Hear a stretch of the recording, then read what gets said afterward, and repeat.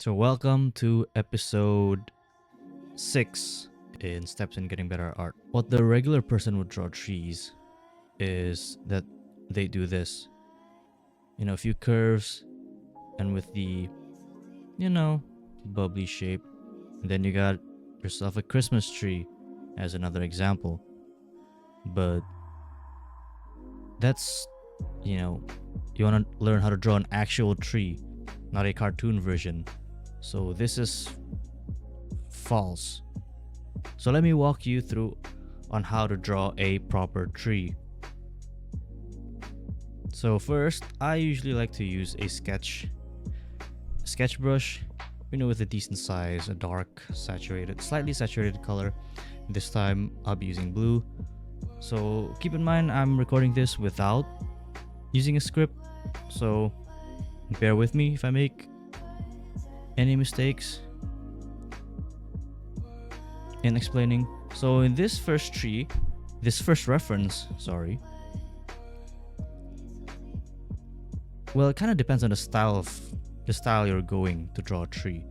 So in this first reference is more of a simplistic shape, sort of like a rough chalk-like blocky leaves. So at the start I used a detailed brush, and I usually like to just freely draw crooked lines and then use a polygon selection tool or lasso tool in that case to fill the rest of the tree trunk and branches. So make sure your lines are not too straight, because in nature trees don't always grow in a straight line. So yeah, after the selection, I just fill that up with a soft brush to make sure that it's quite thick, because tree trunks are thick compared to its branches. And so let's get on with, oh yeah, before starting you should draw the direction of the light source, like what I'm doing here right now. Yes, so in the reference the light source is coming from the top right, but in this case let's practice drawing the reference from the top left. Yeah, I like to rename the layers there. Light direction. Then I make a quick clipping group. So for the shading later on, I make a separate layer for the leaves, and naming it the leaves, of course. But since our reference is more of a blocky, simplified version of a tree, I used some sort of a chalk brush. As you can see here, it's quite textured, using a dark green, of course. I usually like starting with the darkest colors first, and then we'll do the highlights later on. So just trying to follow the general direction of where the tree is growing for the placement of the leaves or the group of leaves, and then you can put it underneath the trunk layer to see where you'd like to put the leaves. Make sure it's in a natural position, of course, and if you don't see a twig or branch, don't draw leaves over there. So as you can see now, the shape is still quite general. Still has that form yet, so I use a different hard ink brush. This brush I got from a forum, as I did here during my Inktober videos, to make the edges a little bit more hard edged, if you know what I mean. But somehow it still looks quite it doesn't look organic enough. That's why I drew this extra branch. That's where we'll be putting more leaves on later on. Then I use the freehand lasso tool to draw more of the twigs, or the small branch in this case. Then use the same type of brush and just paint over it. So don't worry about the details yet. Just take the general shape, separate them into blocks, as you can see here. And you can erase some stuff too if you don't like the general shape. Just to be ready for the next details. As you know, leaves don't clutter in a rectangular way or a cubical way. And if I see something, or if I see an edge that's a little bit too soft, I like to use that, that ink brush, this thick ink brush I'm using right now. So then I make a quick clipping group for the leaves themselves, and that's where we can start working on the highlights. I use a color picker from the reference. Then I try to visualize where the highlights would be, in reference to the light source. Now here, I like to use the grouping method, where I annotate which groups there will be within a group. So like the subgroup of leaves, or these patches, these smaller patches within the main patch of leaves, as you can see here. So I decided to maybe have like 5 subgroups, but I didn't like how it turned out, so I redrew that. So 1, 2, and then this one large patch.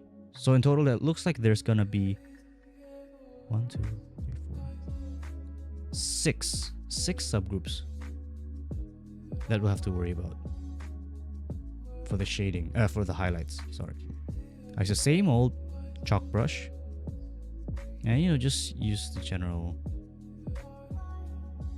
large strokes. You don't have to worry about the details as of yet, since the reference itself is not that detailed. It's kind of in a simplified shape, as you see here. It follows the direction of the light.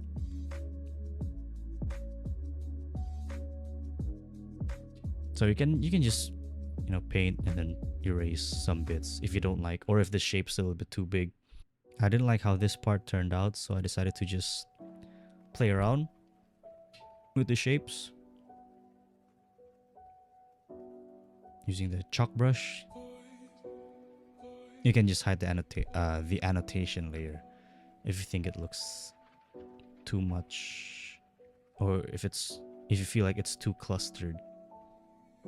Next, I'm starting to shape these subgroups by erasing the highlights a little bit.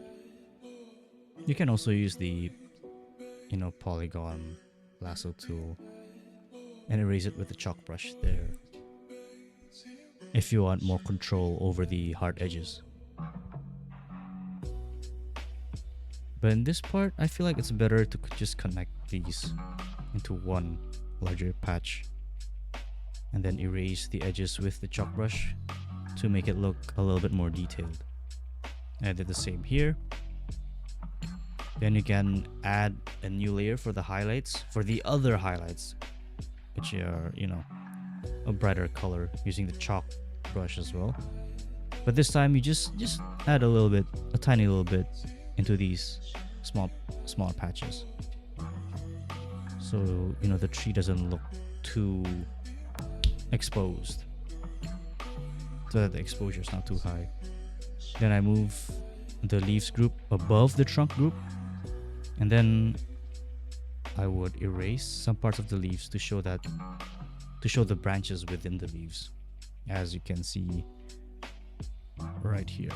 But make sure the brush size is still suitable so that it's not empty in the background. Now we have another type of tree that we like to draw or paint. So this is a little bit more detailed, having a different art style and different type of brush used. Instead of using the detailed brush first, I decided to just screw it, let's just use a lasso tool, a freehand from the beginning. So I feel like it's a little bit faster. Then if you don't like the shape, you can just always hold control to add more branches.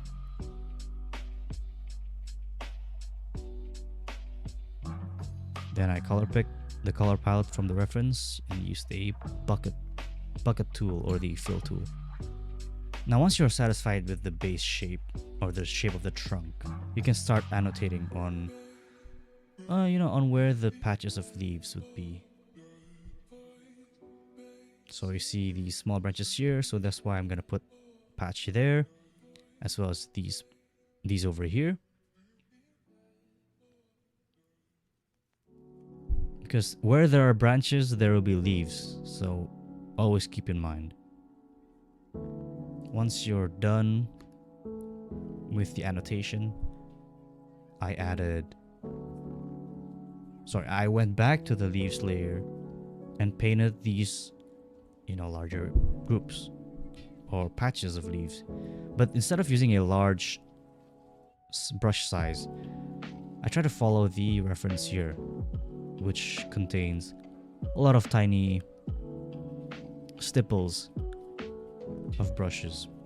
But since you don't have to do every stroke as I'm doing it here now, because later on I just used a larger size, just paint over it. The ones that are full of strokes are usually the ones that are outside or around the patches, so further away from the branch, if you know what I mean.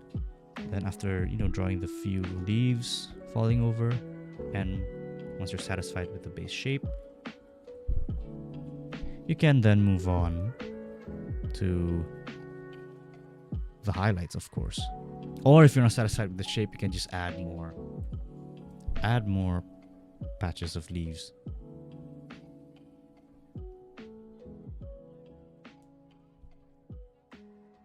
Then we can proceed to the highlights.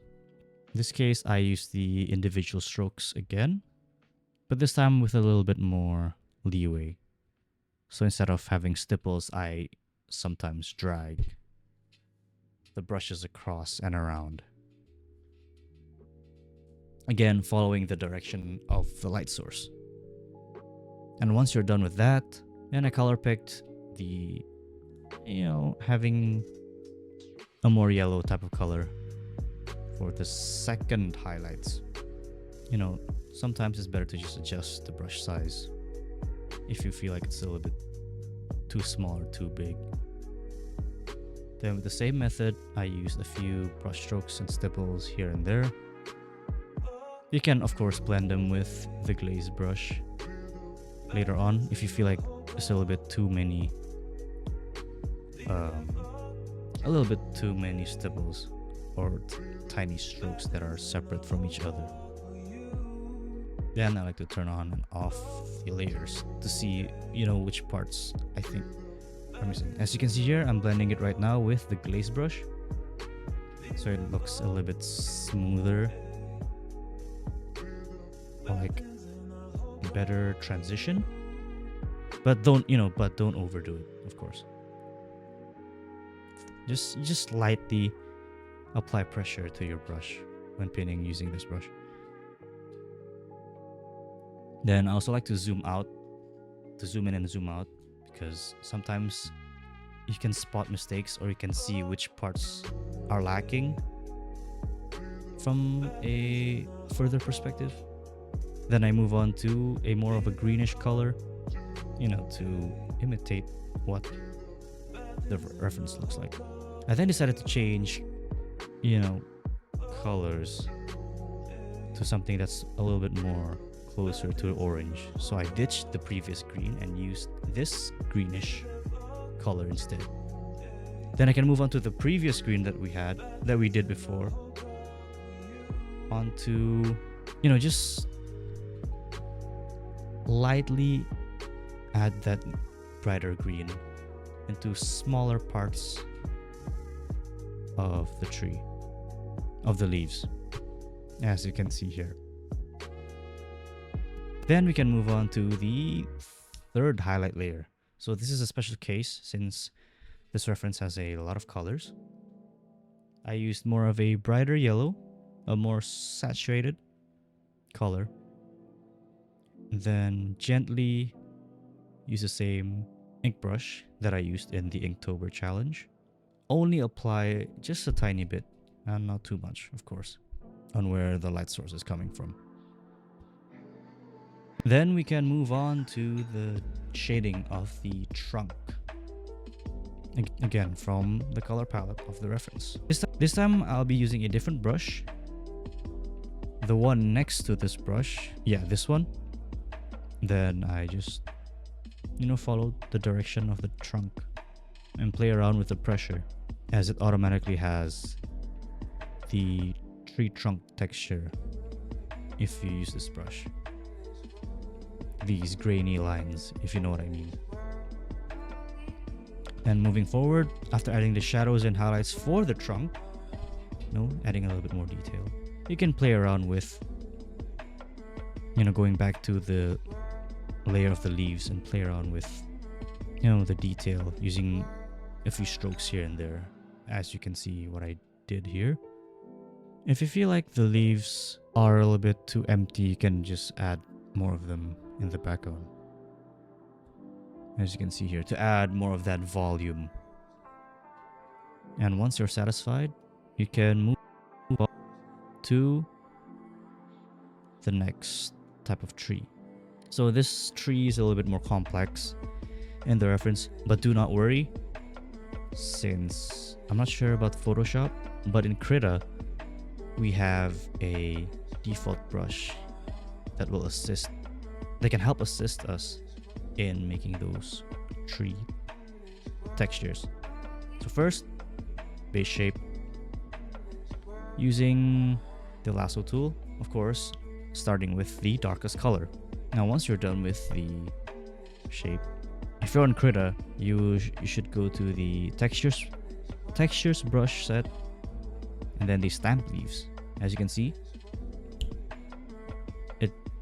it just does it for you, so it's pretty simple. But what I noticed is that the default brush for this texture has opacity, so I would like to adjust that. It's a little bit too sensitive in opacity, so as you can see, I'm adjusting the brush properties here, which eventually I'm trying to find which one is the one I'm looking for here. So it's not strength, because when I increase the strength, you can see the trail at the end on the left is still less opaque. So I'm just, okay, now I found the right window, the right tab. So I go to pressure, opacity, then pressure, then adjust it from there on. As you can see, the left side of the trail is starting to look a little bit more solid. Okay, so I'm satisfied with that. And then I can, continue with making the textured parts of the leaves. Of course, do so on the edges of the leaves, because when using the lasso tool, it doesn't really look like a tree. It looks more like a crooked cracker or something. So that's why we use textured brushes for more detailed type of trees. So once you're satisfied with the general shape, you can move on to the highlights. It's not really the highlights, it's more like the midtones, but I'm too lazy to make a separate layer, so I just use it in the highlights layer from the previous trees. So I color picked the second darkest color, which is this sort of blue, this sort of bluish, not too saturated, dark color, to show that some parts of the light source hits this part. And just play around with the erasers as well. Just erase a little bit here and there to make sure that the tree is not too uniform. Adding more of those. So it's during this stage, or adding the midtone for this case, it's okay to go a little bit. You can go for more volume, because since it's the midtone, so you don't have to worry about it like the highlights. You don't have to worry about overdoing it like the highlights. As long as there's shadow behind it or underneath it, since we already did it before as the start of the layer. Then you can also play around with the other brush types if you want to blend them or merge the leaves a little bit together.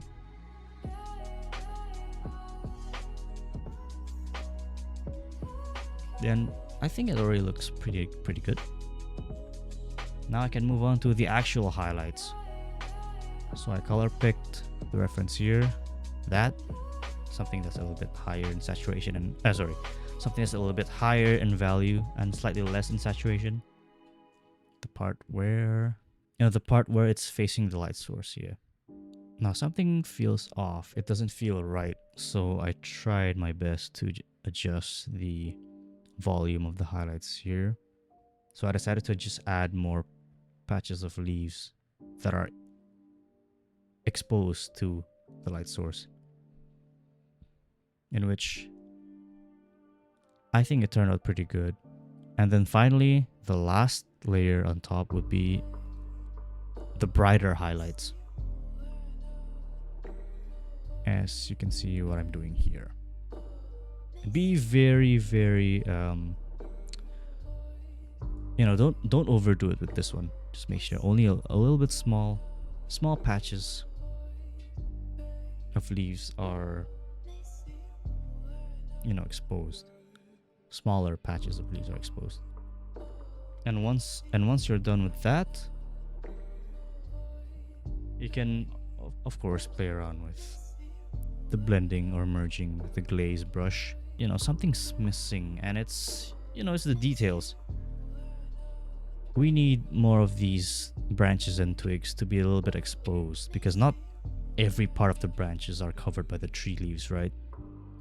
As you can see here, added more branches and twigs using the ink brush, the ink pen to be specific, and color picking the darkest color over there.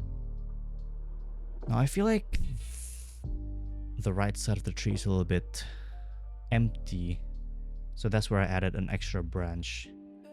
But to make it organic, I made sure that it's a tiny twig, a tiny branch that just grew out. So just a tiny patch of leaves, using the darkest color, of course, since it's covered by the group of, or the patch of leaves above, the group of leaves above. It's just a tiny bit. So that's pretty much it. Thank you guys for watching, and I hope to see you guys on the next video. So I would like to ask you guys, do you guys prefer if I commentate on my videos like this, where I don't have a script, so it's just impromptu, and commenting on my tutorial in live in 1x speed, so I don't have to speed up the entire process and make a script about it over it, or just something more unfiltered like this? So let me know in the comments below. And again, thanks for watching. So that's pretty much it. Thank you guys for watching, and I hope to see you guys on the next video.